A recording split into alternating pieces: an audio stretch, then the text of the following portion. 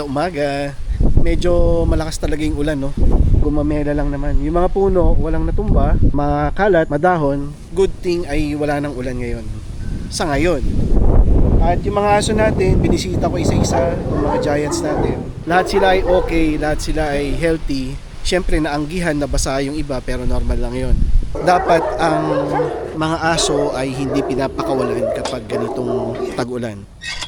Ang playground na basa, yung tuloy-tuloy na ulan, hindi dapat gamitin ng mga aso agad-agad yan. Kung tuloy-tuloy na umulan, walang sunshine, ang tendency, yung mga viruses na nasa paligid, caused by the cats and anumang mga strays na pumapasok sa lugar nyo, lahat yan nag-iiwan yan ng droppings ng mga viruses. Kapag hindi magandang sikat ng araw, yung mga viruses na yun nagiging active, hindi sila namamatay. At pinakawalan nyo yung aso nyo doon, pwedeng madali yung aso nyo.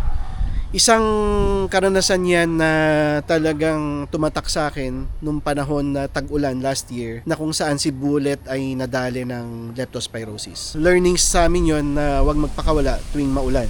Kaya ang mga aso namin, hindi namin pinapakawalan ng mga yan. Nandun lang sila sa loob ng cage sila at nag-groom lang kami ng mga dogs. Yun lang mga boss at maraming salamat sa panonood.